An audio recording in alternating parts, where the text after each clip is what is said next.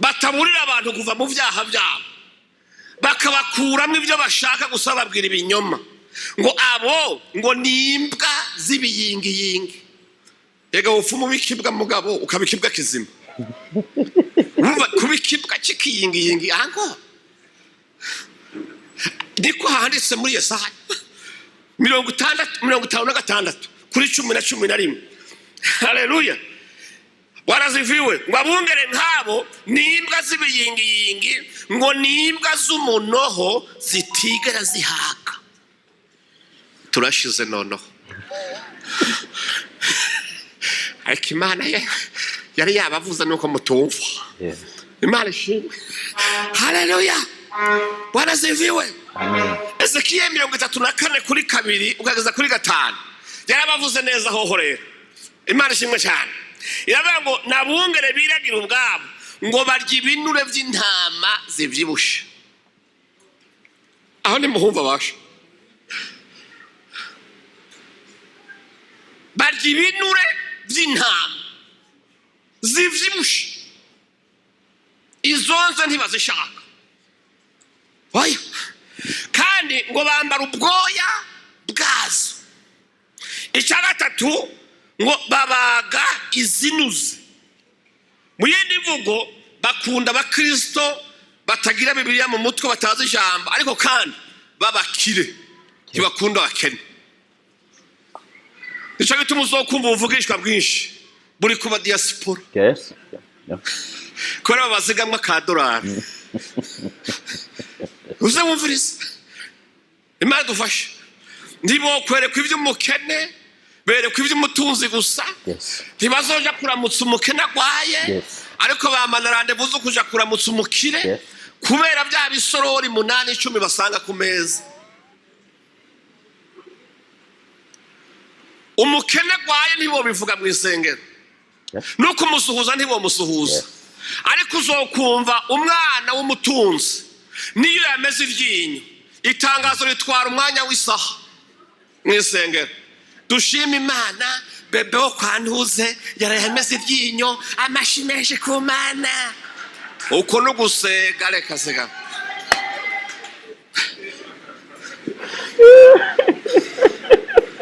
Uko no gusega. Imana idufashe cyane. Uzurabe n'umukene yapfuye mu isengero, mwe nawe umwungere ntibaje kumuhamba. Batuma badiyakone n'abavuga butumwa. Genda muhambe.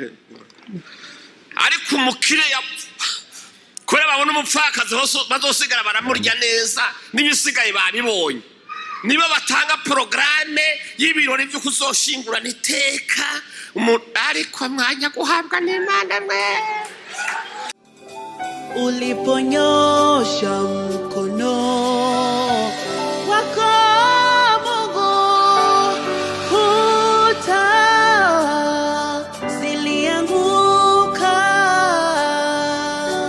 Uliponyosha mkono wako Mungu, ishara na miujiza vilitokea, maana mkono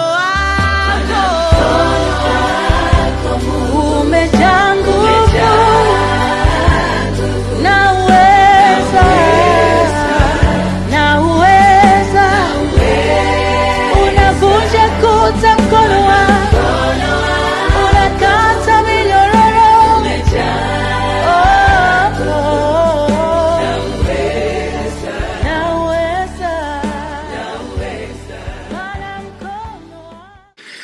Pawulo ngo yandikira Abikorintho mu gice cya 2, mu cete cya 2, igice cya 2 umurongo wa 17. Aravuga ngo kuko twebwe tidushobora kumera nka babandi badandarisha ijambo ry'Imana, ariko tuvuga nk'abatagira ubugunge. Hari abandi ijambo ry'Imana ryahindutse ikidandazwa. Baradandaza. Badandaza amasengesho. Ubu hari amatarife y'imitwaro ingene isumbasumbanya uburemere.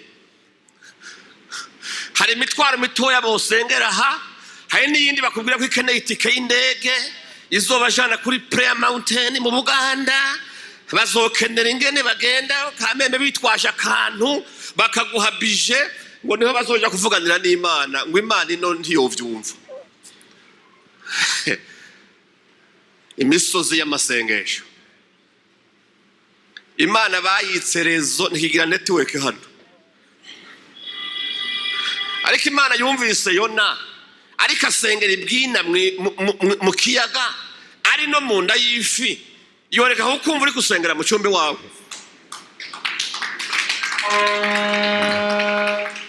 ngo ni mpaka abantu bagende ku misozi badandaza imihezagiro ibyaha babirihisha amande ibyo bita impongano batangisha amande abanyabyaha kandi abanyabyaha basikenera kwihana gusa bikaba birarangiye indoto zabo barazidandaza yakurose ejo mu gitondo avyuka iwabo atizana ikimaze cy'ishimwe naraye ndarota kandi mukayamuha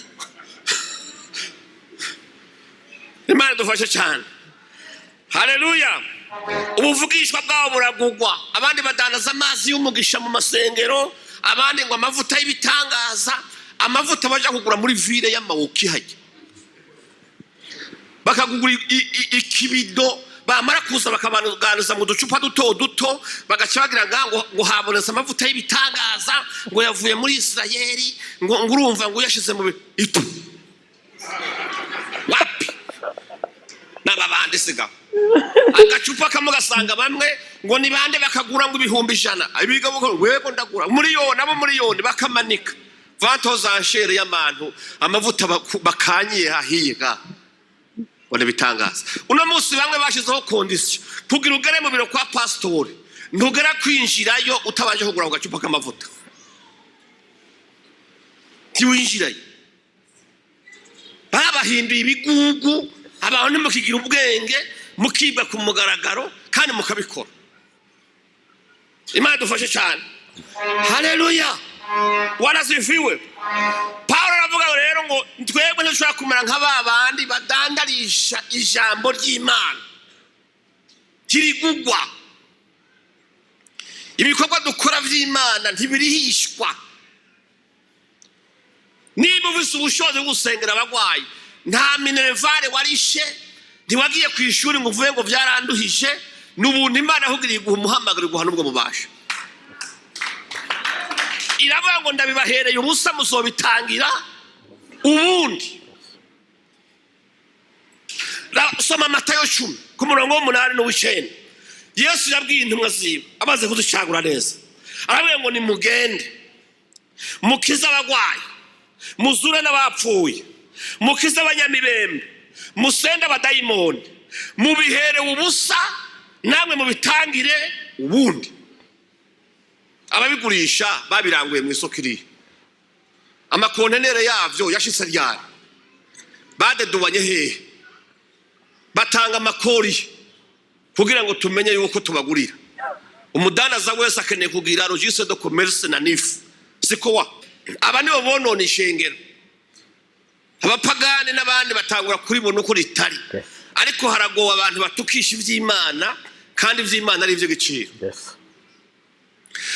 umufilozofi w'umuzayigwa yizayire isiga mu butu iyi yitwa Vumbi yo Kamudimbe niwe bamubaje bati sigura ishengero icyo duhe definition y'ishengero twumve yari umufilozofi babona ko aciye ubwenge ngo yitegereza amaze kugendura abona ibikorerwamwo aravuga ngo l'église c'est une entreprise derrière laquelle se cachent les commerçants pour vendre les sacrements abarahejeje ukuri kw'Imana ati n'uru entreprise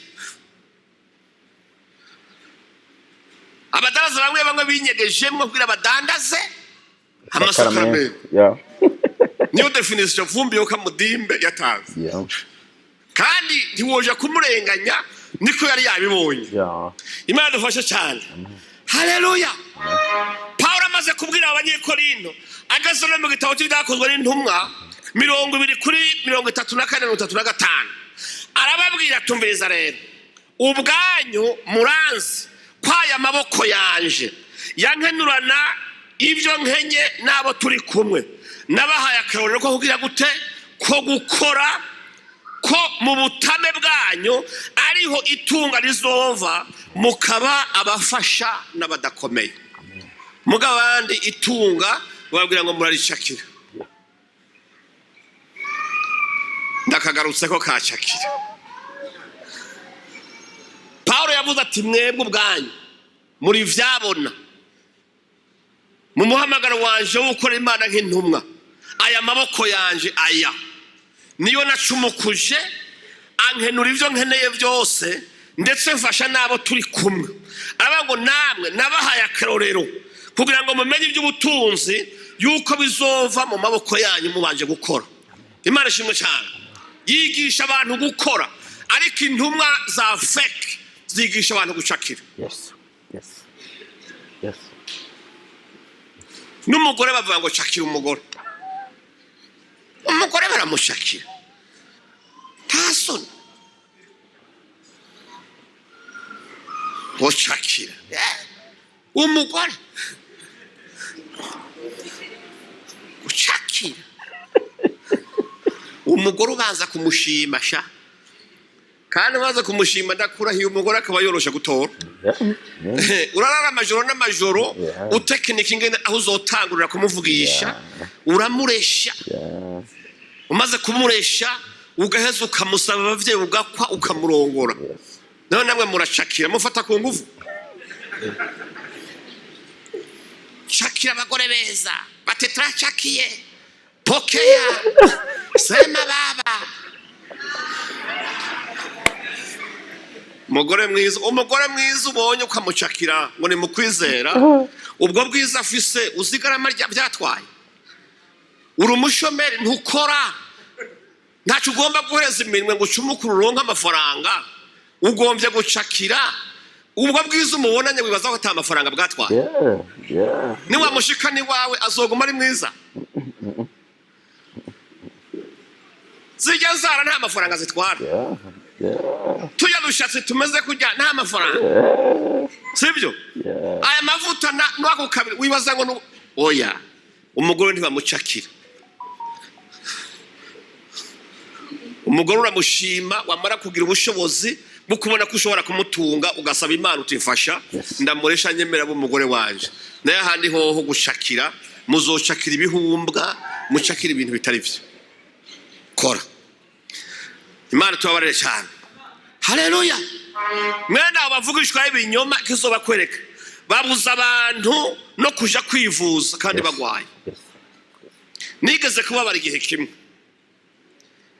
ahantu twari mu cyumba cy'amasengesho hakaba abantu bakavugishirizwa rimwe ari 70 n'abandi akajagari kuvugishwa gusa noneho umuntu umwe agwara malariya murayibona baramwangira kwivuza ngo n'abadayimoni bamuteye kandi malariya bayimupimye yanka gufata imiti bamuzura mu cyumba cy'amasengesho ngo bamusengere kuko umenga abaganga bize bagatora ko kinini vura malariya ubwo bwenge ntibabuhawe n'Imana hari ibintu Imana yamaze gutangira inyishu zirahari zizikeneye amasengesho ejo bagutoye malariya ndakuza kugora pastor genda kwa muganga baguhe kinine ikuziba amatwi ikururire ariko niwamara kwimara malariya genda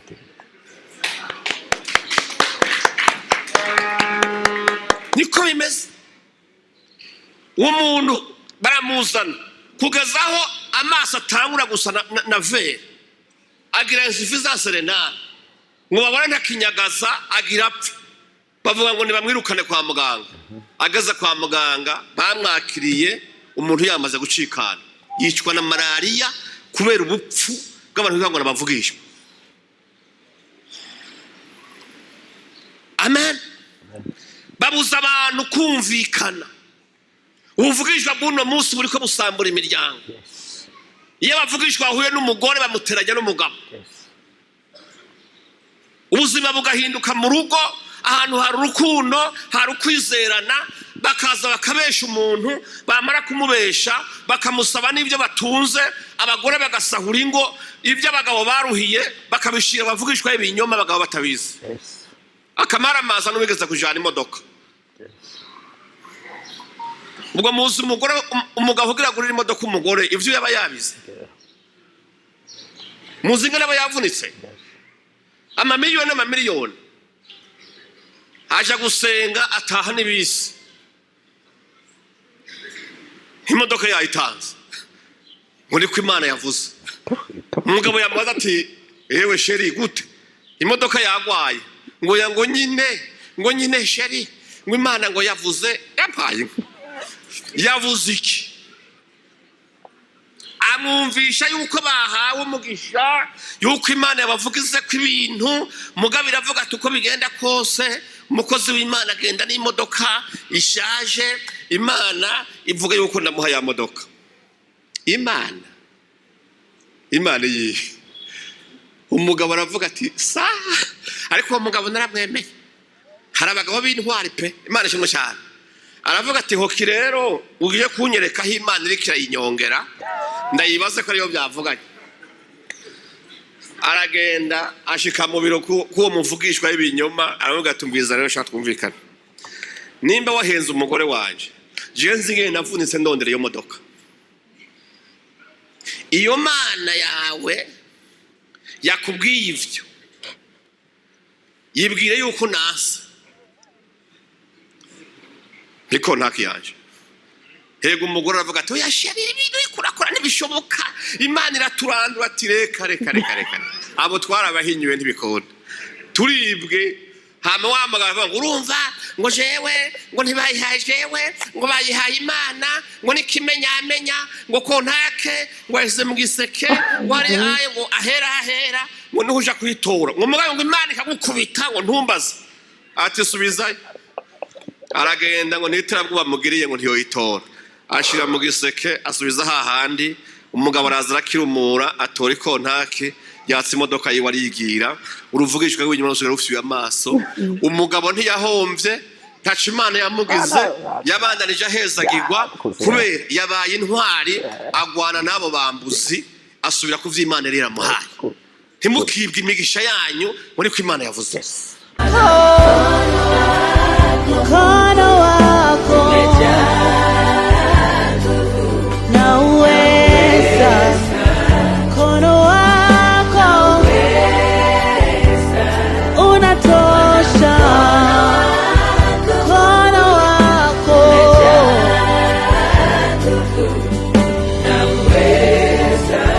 Bwana unaweza, mkono wako unaponya, mkono wako Bwana naweza.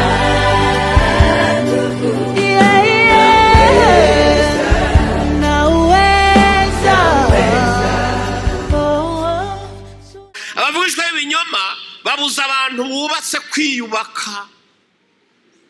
Mwemu w'Imana ntasambura abantu.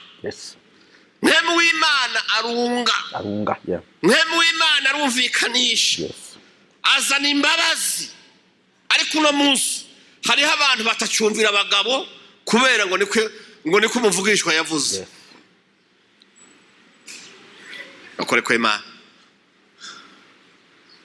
Munsi umwe ibintu byo kuvugishwa basha twobivuga ntitwofata naho twomara umwaka n'abasazi. Ukuri kwimatara abasazi cyane. Ikindi gihe abantu bavuye gusenga, ati uko mwemu w'Imana avuze rero mugashika muhira, muve ngaha mutavuga, kandi nimwashika muhira ntihagiye n'umwe muvugisha. Icya kabiri, nta n'umwe umunsi arara mu gitanda mu cyumba, mwemu w'Imana avuze ngo murara muri salo. Abantu bati amen, baragenda. Abagore ngo bashika muhira ntibaramutsa abagabo, ntibavugaga. bati yewe mama naka ni gute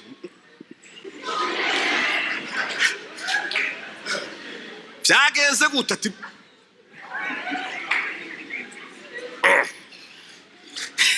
ibi bintu ni biki ko umugore yagiye avuga akabagaza atavuga niki bati yewe none wageze ingorane zihe haraho akabwira abana ati gira mubaze mama waje ingorane zabaye bashika bati amasaha yo kuja kuryama aragera abagabo baja kuryama ahamagara umugore wapi amase muri sara ngo ni kwimana yavuze biranga no kuri kwimana abagabo barabaza bati none uyu mugore avuye batangura kubaririkiza baje kumva ngo niko muvugishwa ibinyoma yavuze ariko ntazo ni kwe kandi muri abo bamwe barize bafise n'amadiplome bafise n'ubuzima bukomeye mugabo umuntu aramuziritse ibibazo birabaye mu rugo ngo niko imana yavuze kandi umwami dusenga ni umwami w'amahoro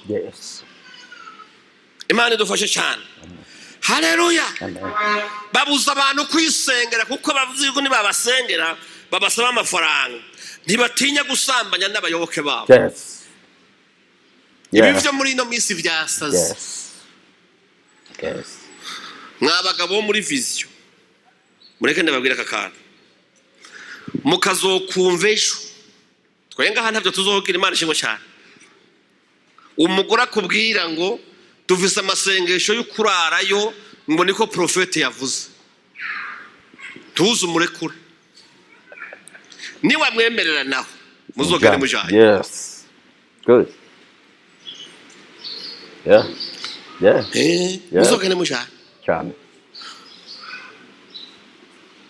ibintu byo gusiga batagaburiye abagabo badashashe bitana ngo bariruse ku isengero ngo imana yavuze ngo amasengesho ngo y'ukurarayo ngo niko naka yavuze wapi aha hantu bariko barahakomerekera uza abantu banyu kujaye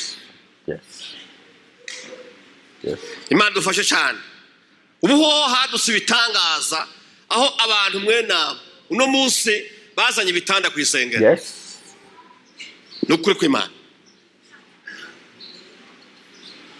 kumva umukozi w'imana ngo ni apotre ngo ni profete atagitaha muhira yashize igitanda ku isengero akahubaka dusha na twarete akibumura n'impuzu akabaho ngo ni haruhukira ngo muhira ngo yumva ngo takuruha kuhari mwabantu mwe ibi bintu muri ko murabona mukaraba hirya imana dufashe cyane haleluya bizotera ingorane yego cyane ejo muzoja gusengeshereza abana mutavyaye baba batize babita abanyu kandi rero babavyaye cyane bishobora gutingana umuntu avanga agiye mwivuga butumwa agashavuga ngo mugabo ngo atora protocole bazojana agatora mukawewe ukemera ntakira gukubita inguma hasoni bakagenda bagasambanira mu mahoteli yo ngo bari mwivuga butumwa yahe tiyojana umugore wiwe ajana mukawe ukemera kubera iki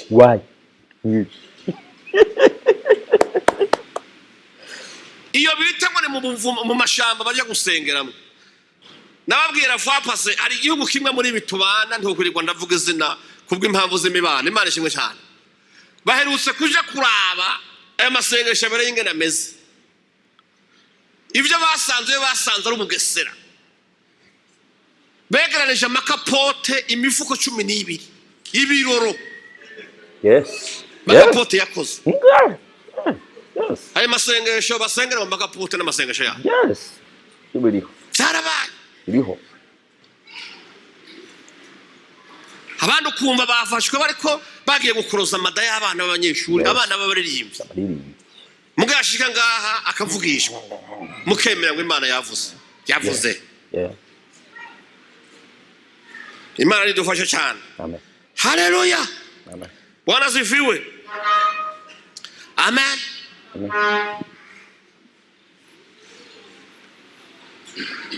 abana nabo bisakaje ku ivyubahiro aba garde de corps ba bodyguard ni bihangange n'abagenero ubu noneho natangwe kubona basonesha n'impuzu nk'iz'abapilote abana nk'iz'abageneral cyabagenda bakikujwe n'ibindi bihungu nyene biriseriye byagiye umuntu akinjira mu isengero nyene ari entusha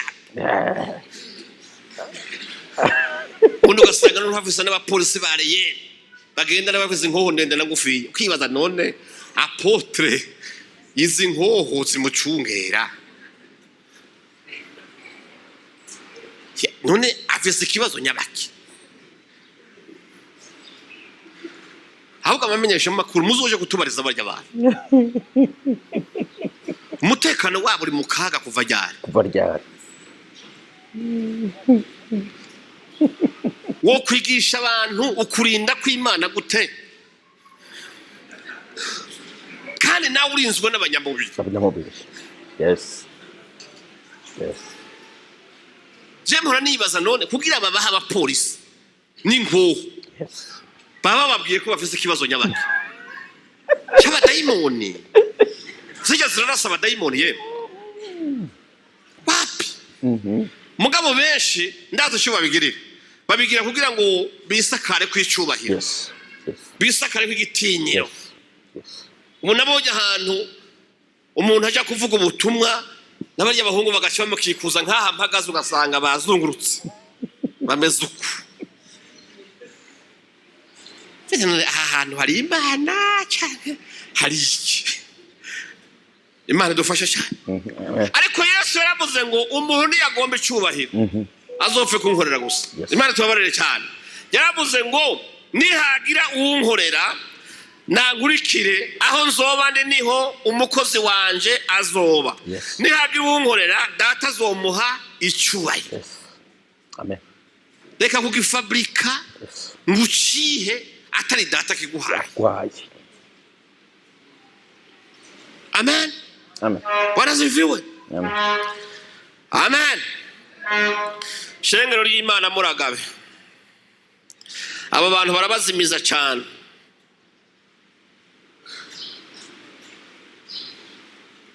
ubutumwa buvugwa atari ubutumwa bwo kubwira abantu ngo bihane ibyaha bukirirwa bucakiza abantu imigisha gusa kandi mu bisanzwe iyo migisha y'ibitoga naho yururukira kuko bacafuye imitima yabo yandujwe n'ibyaha bakora bazomera nk'abi Yerusalemu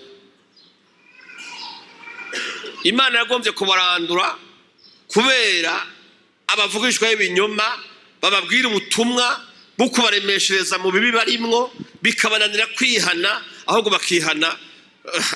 bakitega imigisha Imana ishimwe cyane yandikiye abanyekorinto kabiri icete cya kabiri kuri 11 13 na 15 aravuga ngo abameze batyo ni ntumwa z'ibinyoma abameze batyo n'abakozi bagunga abameze batyo nabigira intumwa za Kristo aravuga rero ngo ivyo rero ntibibatangaze kuko na Satani yigira umumarayika w'umucyo ngo sikigoye rero ko abakozi biwe nabone bigira nk'abakozi bo kugororoka muhunge kuko iherezo ryabo rizohwana n'ibikorwa byabo burya ubutumwa ntibwigeze buhinduka icyahindutse n'intumwa gusa kandi ubutumwa ntibuzigera buhinduka ariko intumwa zishobora guhindagurika Yohana Mubatizi Imana yamuhaye teme yigishako iyo teme na Yesu aje ntiyayihinduye n'igihe mpemu yamanutse ntiyayihinduye ijambo ryagumye ari ryarindi kwihana amen usome muri Matayo 3:2 Yohana Mubatizi abwira abantu ngo ni mwihane kuko ubwami bw'Imana buri hafi ihane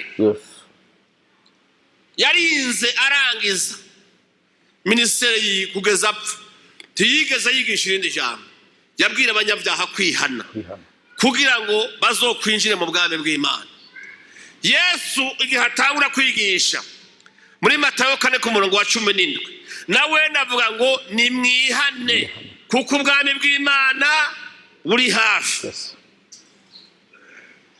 Imana ishimwe cyane. Mwemu yera ngo amanuke bari mu cyumba cyo hejuru bamaze kuzura ubushobozi.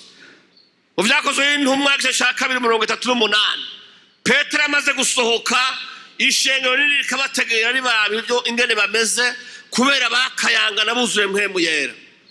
Petero baramubaza ati tugire gute? Tiyigeze ahindura, yababwiye ngo ni mwihane kuko ubwami bw'Imana buri hafi. Nimwamara kwihana muraheza muronke ubushobozi. Matayo ngo yandike muri 6:33 aravuga ngo nimubanze murondera ubwami bw'Imana n'ukugororoka kwayo, ibisigaye byose muzobihabwa nk'inyongera. Icyatumye umukiza aza kubambwa tikwari kugira abantu baze barabwirwa ibi byo gucakira imigisha n'ibindi, kwari kugira ngo ubugingo bwabo burokoke, abamwizeye ntibapfa urupfu rubi. Imana tubabarire cyane, ahubwo baronka ubugingo budashira. Imana ishimwe cyane. Agakiza kazanwa no kumva ijambo ry'Imana. Amen. Usanga icyota cy'Abaroma 10:17 hariho ijambo rivuga ngo ukwemera kuva ku kumva no kumva kuzanwa n'ijambo rya Kristo. Samajido. Urabona amashengero amwe abantu bakwitwa majido. Pagatemba. None ngo reka sengera abantu. Kumbe ibihungu bimuhagaze inyuma. Byamaze kugufata isentire ngaha. Yashimye gusakura bucya bikaba gukubisa igendra hasi. Ngo hari ubushobozi bwe. Haleluya. Niwe ukwizeye. Utakubwira kwihana ibyaha. Ahubwo ngo Imana ibwize icyo umuhishurira kuri wewe. Kandi uzi ko waraye usambanye, uzi ko uvuye gusura ibinyoma, uzi ko ubizi inzigo, uzi ko ubizi urwango mu mutima, uzi ko urimwe amacakubiri. Nta sezerano Imana yoguha itarabanza kukubwira ngo banza utunganye inzira z'umugisha wanje, banza wihane. Imana ntisigira abantu ku burimiro. Amen. Uburimiro murabuzi mwebwe? Umuntu yova kurima n'igishanga ku mavi, ashitse muhira aciye afata amavuta arisiga agasiga hejuru y'uburimiro. Ntibishoboka. Ubanza kwiyoga, wamara kwiyoga ukisiga amavuta ukabona kuba mwiza. Ariko uno munsi bariko basigira ku burimiro, bariko basezeranira imigisha babeshera Imana ngo iravuze kandi batarababwira ngo ni mwihane. Mwemu w'Imana yoba gute mu mutima wanduye? Ntibishoboka. Mwemu w'Imana muzi mu bigereranyo bamuha agereranywa n'inuma kenshi, sibyo? Inuma muzi igihe Nowa umwuzure umaze guhera ku isi, abantu b'abanyabyaha baratekiye, yabanje kurekura intumwa zibiri kugira ngo zije kumurabira ku isi ko hagishobora kuba abantu bigakunda zigarukana amakuru. Ikintu cya mbere arungutse cyari igikona. Igikona cyo muzi yuko n'umugenzi w'umwanda. Igikona ahantu gisohokera kikamererwa neza ni kwiyarara, naho ibintu biboze, naho ari bigashe, naho ari ibintu binuka gusa. Niko igikona kimeze. Ngo gishike hariya gisanga imivyimba y'abantu yacandagaye ku isi, ibikoko byasangukiyeho, ibintu byaraboze haranuka. Igikona kica kigira ati aha rero ni sawa, kisha cigumirayo. Nowa ngo abibone aravuga ngo ubwo igikona kitagarutse tiharagera ko umuntu yobayo ni habi. Mu nyuma rungu ikinuma rero, inuma ni igikoko kiri fidele. Uzura inuma no mu bintu byerekeye kwigisha abubatse. Imana ishimwe cyane. Iyo bari kubavuga fidelite y'umuntu batakarura ku numa. Inuma nturigera uzibura zigenda na zitatu. Jamais. Inuma uzosanga ari zibiri. Yigeze yayipfuye izogenda ari imwe. Iri fidele. Hanyuma rero inuma igiranye na mwemu yera. Ngo imare kugenda isanga ibisangutse ku isi bikiboze biracariho, mugabo kameme hari utwatsi dutanguye gututuza, dutanguye kwera. Inuma ngo ibura ahantu ishinga ikirenge, kuko mpwemu w'Imana ntaba ahantu handuye. Imana ishimwe cyane. Iratababiza hejuru, ibura ahantu yoshinga ikirenge, ariko ngo ihitana katsi iragashira mu kanwa, iragatema igashira Nowa. Nowa warabimenya ngo ubwo inuma izanye katsi muga ntikozeho, kameme ntiharagenda neza, muga hasigaye umwanya muto izanye ivyizigiro. Imana ishimwe cyane. Haleluya. Ngombye kuvuga iki? Nimba inuma ariyo mpwemu yera yaratambatambye hejuru y'isi ikabura ishinga ikirenge, niko na mpwemu w'Imana ameze. Iyaje kuri wewe igasanga wuzuyemo ivyaha, wuzuyemo inzigo n'amabi yose, Imana ntishobora kuronka aho yinjirira. Imana ishimwe cyane. Haleluya. Umugisha w'Imana woza ukazosubirayo ko wabuza aho ushikira. Nico rero ngomba kubabwira ko igitangurira imigisha no kwihana. Igitangurira imigisha no kwezwa. Igitangurira imigisha no kwitunganya. Amen. Haleluya. Bwana sifiwe. Nico gituma abantu bakwiye kuvuga ubutumwa bwiza bwuzuye bwa Yesu Kristo. Imana ntiyanka abanyabyaha, ahubwo yanka ibyaha byabo. Iyo umuntu wese yihanye ibyaha byiwe agarukira Imana, Imana ikamwishimira, hanyuma noneho mpwemu yera akamuha bwa bushobozi, na ya migisha Imana usezeranira ikayiguha, ukabaho utababaye, kuko imigisha y'Imana ngo ntibamwe amarira, ntibamwe umubabaro. Mkono wako naweza, mkono wako unatosha, mkono wako